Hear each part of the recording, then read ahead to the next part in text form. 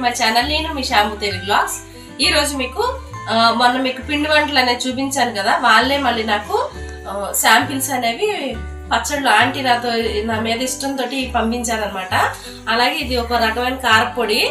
ఇవన్నీ కూడా మీ ముందే నేను ఓపెన్ చేస్తాను. ఇదిగోండి, ఇది అల్లం పచ్చడి, ఇదేమో చికెన్ పచ్చడి. ఇప్పుడు ఇదంతా ఎలా ఉంది, ఇదేమో కారపొడి, ఇది మునగాకు. చూడాలి అసలు మీ ముందే నేను ఓపెన్ చేస్తాను. ఇవి టేస్ట్ ఎలా ఉందో కూడా చెప్తాను. మీకు ఎవరికైనా నచ్చినట్టయితే, అంటే టేస్ట్ చాలా బాగుందండి, ఎవరికైనా కావాలనుకుంటే మీకు స్క్రీన్ మీద వాళ్ళు నెంబర్ అనేది ఇస్తాను, కాంటాక్ట్ అవ్వండి. ఇప్పుడు నేను కారపొడి ఇది టేస్ట్ చేసి చెప్తాను ఎలా ఉందో.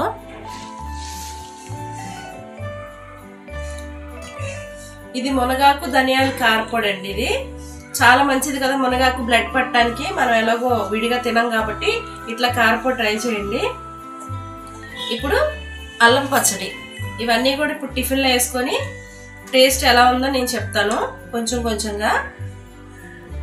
అల్లం పచ్చడి ఇది స్పూన్స్ మాత్రం ఎప్పుడు కూడా పొడిగా ఉంచుకోండి, తడిగా ఉంటే పచ్చడి బూజు వస్తుంది అనమాట. ఇప్పుడు ఇది చికెన్ కూడా వేసుకుందాం. వేసుకొని టేస్ట్ ఎలా అని చెప్తాను. హోమ్ మేడ్ రెసిపీస్ ఎప్పుడు కూడా ఎవర్ గ్రీన్ అండి, చాలా టేస్టీగా ఉంటాయి. ఇవ్వండి, ఇప్పుడు టేస్ట్ ఎలా ఉందో చెప్తాను. తిని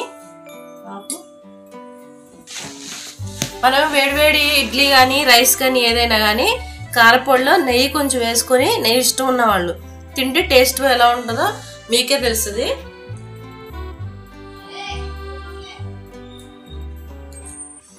కారపొడి మునగాకు చాలా బాగుందండి, చాలా హెల్త్ బెనిఫిట్స్. హెయిర్ పెరుగుతుంది, మన బ్లడ్ కూడా ఇంప్రూవ్ అవుతుంది.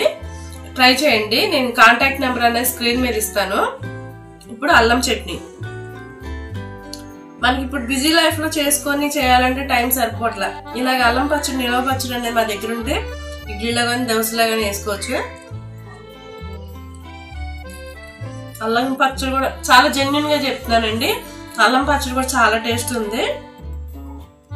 ఈ రెండు చాలా బాగున్నాయి. ఇప్పుడు చికెన్ కూడా ట్రై చేద్దాం.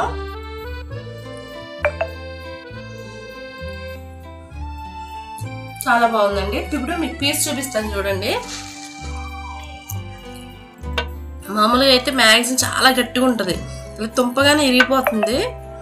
నవిలితో కూడా ఎలా ఉంటుందో చెప్తాను.